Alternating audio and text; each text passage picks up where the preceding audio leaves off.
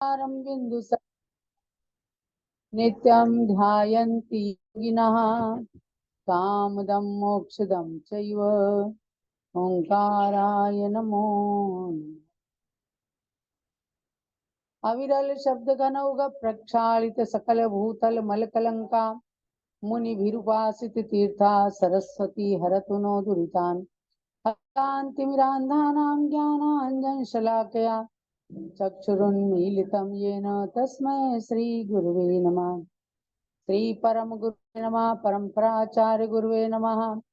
सकल कलुष विध्वंसकं श्रेयसां परिवर्धकं धर्म संबंधकं पाप प्रणाशकं पुण्य प्रकाशकं भव्य जीव मना प्रतिबोध कारकमिदं शास्त्रं श्री प्रवचन निर्देशिका नामधेयम् अस्य मूल ग्रंथ कर्तारा श्री सर्वज्ञ देवाः तदुत्तर ग्रंथ कर्तारा श्री गणधर देवाः प्रतिगणधर देवाः तेषां वचोनुसारमासाद्य गणनी प्रमुखारिका श्री ज्ञानमती मात्रा विरचितं श्रोतारः सावधानतया शृण्वन्तु। मंगलम भगवान वीरो मंगलम गौतमो गणी मंगलम कुंद कुंदाद्यो जैन धर्मोस्तु मंगलम। चलो परम पूज्य गणनी प्रमुख श्री ज्ञानमती माता जी की जय। भव्यात्माओं, प्रवचन निर्देशिका ग्रंथ के अध्ययन का ये मंगलाचरण हुआ है। मंगलाचरण के माध्यम से हमने इस बात को जाना कि भगवान महावीर की दिव्य ध्वनि के अनुसार गौतम गणधर स्वामी ने दिव्य ध्वनि को द्वादशांग रूप में प्रतिपादित किया। पुनः परंपराचार्यों ने उसको चारों अनुयोगों में निबद्ध करके जिनवाणी हमें प्रदान की। और वह जिनवाणी कैसी है? सकल कलुष विध्वंसकम, यानी कि उसके श्रवण करने से, सुनने मात्र से संपूर्ण पाप का विध्वंस हो जाता है, पाप नष्ट हो जाते हैं, मन की कलुषताएं समाप्त हो जाती हैं और कल्याण की भावनाएं वृद्धिंगत होती हैं, धर्म जागृत होता है, पापों का नाश होता है, पुण्य का प्रकाशक है ये ग्रंथ, यानी कि पुण्य की वृद्धि में कारण है। और भव्य जीव मना प्रतिबोध कारकम इदम शास्त्रम, भव्य जीवों के मन को प्रतिबोध कराने वाला, यानी ज्ञान प्राप्त कराने वाले ऐसे ये शास्त्र हैं। और शास्त्रों के अनुसार ही पूर्वाचार्य की वाणी को हृदय में धर करके और अपनी लेखनी को प्रवचन निर्देशिका नाम के ग्रंथ रूप में चलाया। तो उसको सुन करके कहा गया कि श्रोतारा सावधानतया शृण्वन्तु। हे श्रोताजन, आप सब सावधानी पूर्वक सजग होकर के अपने मन के कपाट खोल करके और इसको श्रवण कीजिए। जैसे घर के दरवाजे खुलते हैं तो कोई अंदर प्रवेश करता है, इसी प्रकार मन के दरवाजे खोल करके और ज्ञान का प्रवेश इसके अंदर कराइए। तो प्रवचन निर्देश का ग्रंथ 68 ग्रंथों का सार रूप ग्रंथ है। इसमें एक भी पंक्ति अपने मन की नहीं है, सारी पंक्तियां सठ खंडागम जयधवला आदि ग्रंथों से ली गई हैं और समस्त ग्रंथों के सार को भर करके समझो कि भगवान महावीर की साक्षात दिव्य ध्वनि से इस ग्रंथ का संबंध जोड़ दिया गया। इसलिए एक एक शब्द को आप सुनिए और हृदयंगम कीजिए।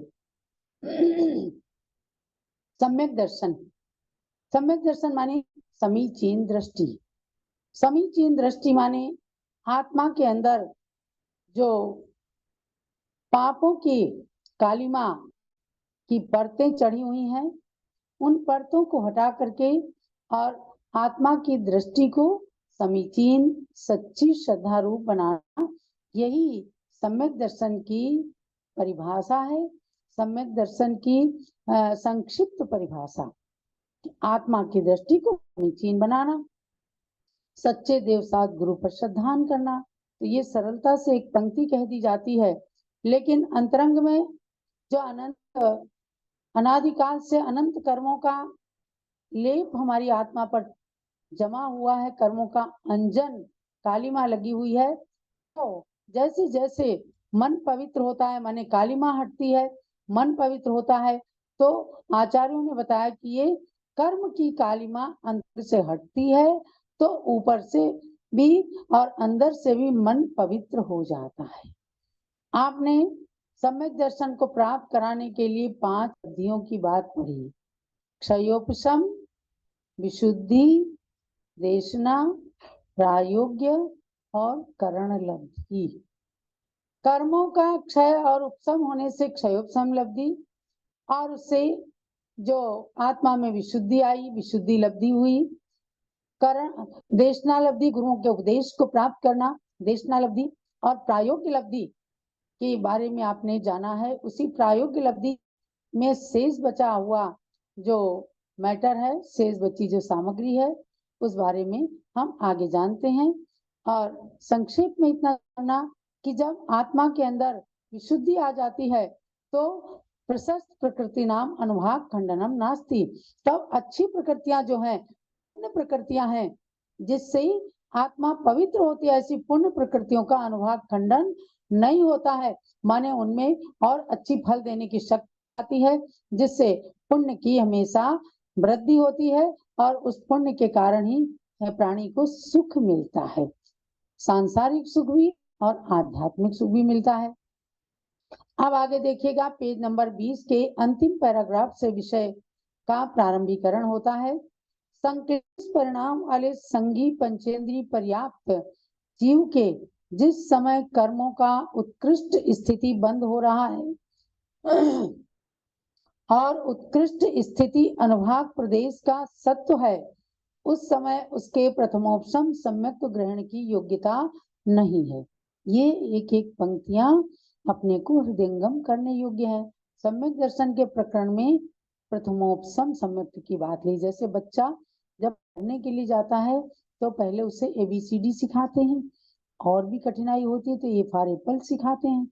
तो ऐसे ही जब अज्ञान अवस्था से ज्ञान अवस्था में आया जाता है तो बाल्यावस्था ही है, और उसमें जो सम्यक दर्शन की शुरुआत होती है उसका नाम है प्रथमोपशम, यानी पहली बार होने वाला सम्यक दर्शन प्रथमोपशम सम्यक दर्शन है, जिसका काल केवल अंतर मुहूर्त है, कम से कम रहेगा तो एक समय तो वो इतना मात्र हमने किया, इसमें असंख्यात हो गए, एक आवली इसको कहते हैं, और इतने में असंख्यात समय जैन सिद्धांत के अनुसार होते हैं। और 48 मिनट का समय उत्कृष्ट अंतर मुहूर्त कहलाता है, एक मुहूर्त। तो उस अंतर मुहूर्त तक रहने वाले प्रथमोपशम सम्यक दर्शन के विषय में ही ये प्रकरण चल रहा है।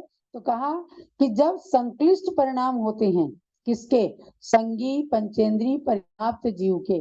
सम्यक दर्शन की योग्यता ही उन्हीं के होती है। संगी होना चाहिए, पंचेंद्रीय होना चाहिए, पर्याप्तक होना चाहिए, भव्य होना चाहिए।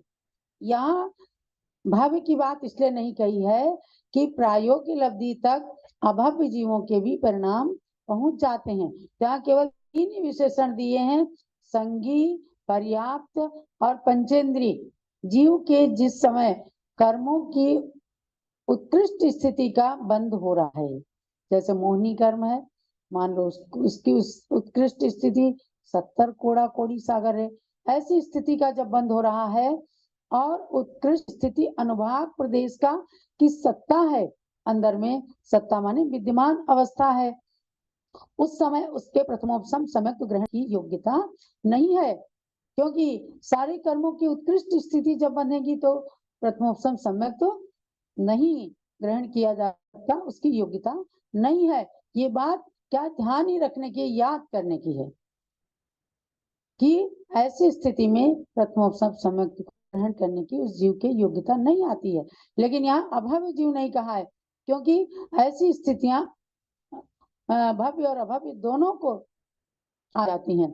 ऐसे जघन्य स्थिति बंद आदि तो छपक श्रेणी में होते हैं, अतः वहां तो छायिक सम्यक, जब छपक श्रेणी माने 7वें गुण स्थान के ऊपर जीव चढ़ते हैं, छपक श्रेणी पर आरोहण करके और केवल ज्ञान को प्राप्त करने की स्थिति आ रही है, तो कहते हैं तब कर्मों का जघन्य स्थिति बंद होता है। जघन्य स्थिति बंद का मतलब क्या है? कर्म बिल्कुल रिवर्स हो जाते हैं, क्योंकि अब तो उनको कर्मों को नष्ट कर देना है। शुक्ल ध्यान की अग्नि उनके आत्मा के अंदर जल रही है। तो ऐसे जघन्य स्थिति बंद आती तो छपक श्रेणी में होते हैं, यानी कि तब वो कर्मों का क्षय करने में ही बिल्कुल तन्मय हो जाते हैं। अतः वहां पर छायिक सम्यक दर्शन होता है, यानी दर्शन मोनि की 7 प्रकृतियों को शुक्ल ध्यान की अग्नि में वो जला रहे होते हैं।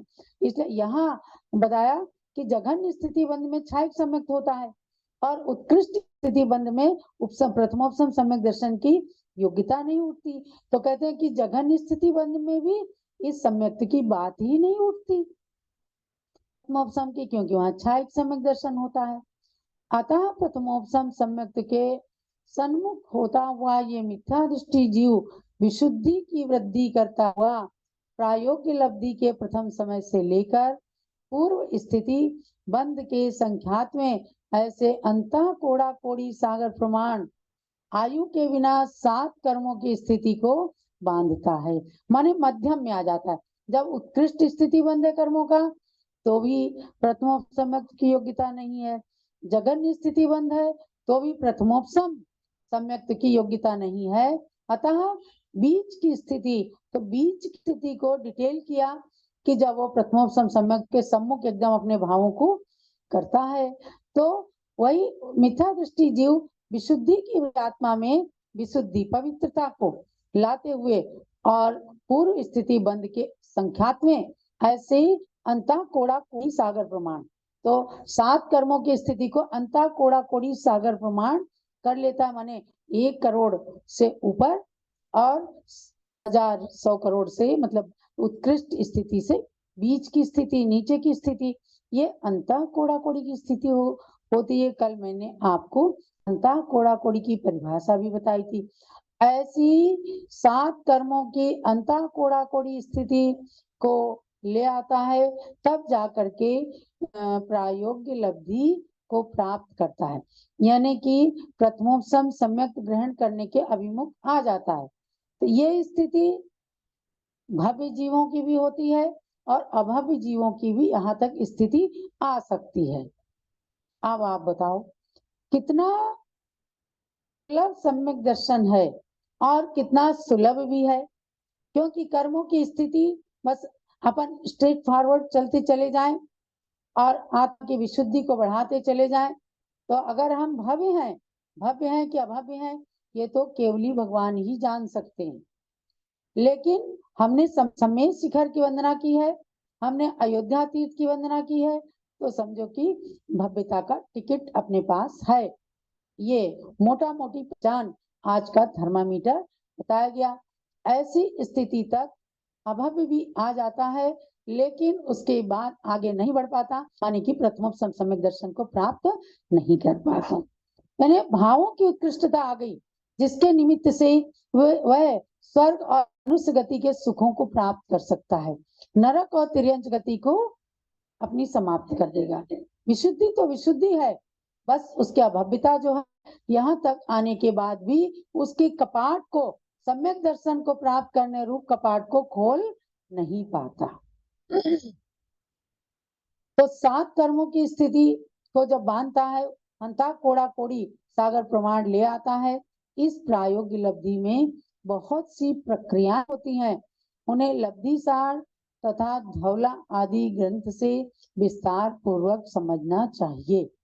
ये चूंकि सम्यक दर्शन प्राप्त कराने के लिए भावों को विशुद्ध करने की दृष्टि से ये ग्रंथ आपको कुंजी की तरह से दिया गया है, जैसे 100 ताले की कोई एक चाबी होती है कि उस चाबी को लगाओ तो कोई भी ताला खुल जाता है। ऐसे ही सम्यक दर्शन को प्राप्त कराने के 100 ताले की एक चाबी माने आप लब्धि सार को भी इसमें पालेंगे, धवला को भी पाएंगे, जय धवला को भी पाएंगे, तिलोपन्नति को भी पाएंगे। सारे ग्रंथों की सार को इसके अंदर, लब्धि सार, छपना सार, सब ग्रंथों के सार को भर करके इसे 100 ताले की एक कुंजी, एक चाबी बना दिया है।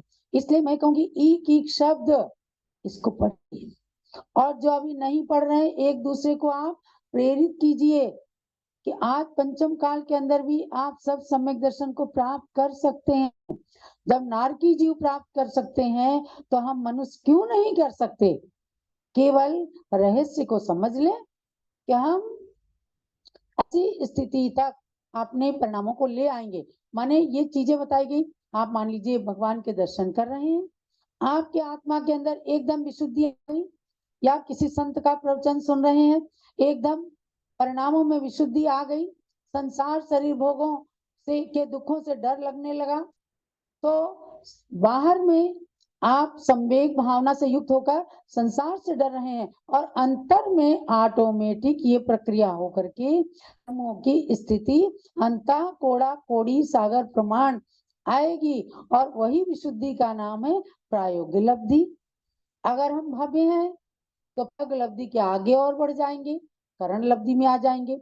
अगर कोई अभव्य है तो वो नियम से मिथ्या दृष्टि है और अनंत काल तक मिथ्या दृष्टि ही रहेगा, लेकिन वो संसार के दुखों को नहीं, सुख को जरूर प्राप्त कर लेगा।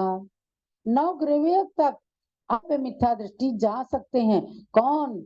जो मुनि पद को धारण कर लेते हैं और पूरी तरह से खूब ज्ञान को प्राप्त कर लेते हैं। कहा उनके मिथ्यात्व है उसको भी वो खुद भी नहीं समझ सकते, लेकिन उनकी अभव्यता आड़े आ रही है। परिणाम विषय है, पर वो संसार के दुख में नहीं जाएंगे, नरक में नहीं जाएंगे, तिर्यंच में नहीं जाएंगे, तो कम से कम नवग्रह तक के देव गति के सुख को तो भोग सकते हैं। इसलिए चारित्र की महानता भी समझना सम्यक दर्शन के साथ साथ। कैसे? चारित्र को धारण करके अगर सम्यक नहीं मिला, सम्यक दृष्टि भी नहीं बने, सम्यक दर्शन भी प्राप्त नहीं हुआ, तो भी संसार के सुखों को ही प्राप्त करेंगे, दुख से छूट सकते हैं। तो इसलिए कहा कि इस प्रायोगिक लब्धि में बहुत सारी प्रक्रियाएं हैं। माने जितने जीव हैं उतनी तरह की प्रक्रिया है। किसी के कर्मों की थोड़ी स्थिति बन रही, किसी के कर्मों की इतनी सारी स्थिति बन रही। ये सब अपने परिणामों पर आधारित है। इन सब विषयों को लब्धि सार, छपना सार आदि ग्रंथों से समझने की यहाँ प्रेरणा दी गई। आप एक एक ग्रंथों के जब स्वाध्याय करेंगे और एक एक पंक्ति का जब अर्थ खुलता रहेगा, तो समझ लो इतना आनंद आता है कि उसका शास्त्र विनोदेन कालो गच्छति धीमता। विद्वानों का समय कैसे बीत जाता है स्वाध्याय करते करते पता भी नहीं चलता। और जो मूर्ख होते हैं, जो अज्ञानी होते हैं, जिन स्वाध्याय में मन नहीं लगता, या तो वो नींद लेते हैं, या फिर कलह करते हैं, या आपस में प्रपंच करते हैं, एक दूसरे की निंदा करते हैं। तो अपने को ये जो सूक्तियां आचार्यों ने दी हैं कि मूर्खाणाम तो कलहेन निद्रया कलहेन च, मूर्खों का समय निद्रा में या कलह में चला जाता है, और विद्वानों का समय काव्य शास्त्र विनोदेन, काव्य शास्त्र के अंदर यानी साहित्य को पढ़ने में उनको आनंद आता है। आज भी मैं देखती हूँ ज्ञानमती माता इतनी आनंदित होती हैं, खूब शास्त्र पढ़ लिए, लेकिन जो भी पुस्तक सामने आ जाती है उसको इतने रंग से पढ़ती हैं कि ऐसा लगता है कि उसको छोड़ना ही नहीं चाहती। तो इसका मतलब क्या है कि विद्वानों का समय शास्त्र स्वाध्याय में जब व्यतीत होता है तो उससे उन्हें अमृत मिलता है। भोजन से ज्यादा पौष्टिक होता है ज्ञानामृत का भोजन। तो ज्ञान अमृत आपको जो ये पिलाया जा रहा है, इस ज्ञान के अमृत के पीछे आपको ज्ञानमती माता जी का परम उपकार मानना पड़ेगा। ना आपको लब्धि सार उठाना है, ना छपना सार उठाना, ना जीव कांड, ना कर्म कांड, ना धवला, ना जय धवला। ग्रंथ है तो कितना, एक छोटी सी पुस्तक, प्रवचन निर्देशिका। विद्वानों के हित की दृष्टि से इस पुस्तक को बनाया गया। क्या आप सब विद्वान इन महिमा को समझें जो आज चिल्लाते रहते हैं कि हमारे सम्यक दर्शन है, दूसरे मिथ्या दृष्टि है, नहीं। आप अपने आप अपना सर्टिफिकेट नहीं ले सकते। क्या इन चीजों को समझो, एक एक पंक्तियों को पढ़ो। हम सम्यक दृष्टि हैं कि केवल अपने को सम्यक दृष्टि मान रहे हैं। तो ऐसे आज के स्वाध्याय का मैं चाहे थोड़ा थोड़ा स्वाध्याय कराऊं, लेकिन मैं स्वयं चाहती हूँ, सन 1977-78 में भी हमने पढ़ा, प्रशिक्षण शिविर की एक विद्यार्थी के रूप में मैं भी रही हूँ। लेकिन आज जब इनको आपको पढ़ा रही हूँ तो एक एक पंक्ति का अर्थ करते हुए बड़ा अच्छा लगता है, और जैसे अंदर से कपाट खुलते हैं कि देखो इस पंक्ति का ये अर्थ है, यानी कि आयु कर्म को छोड़ करके सारे कर्मों की स्थिति अंता कोड़ा कोड़ी सागर प्रमाण तक लाई जा सकती है। और अंता कोड़ा कोड़ी सागर प्रमाण तक लाने का मतलब है कि हम ज्यादा दिन संसार में नहीं रहेंगे, भव्य जीव हैं तो नियम से जल्दी मोक्ष को प्राप्त करेंगे। यही आज के स्वाध्याय का सार समझना।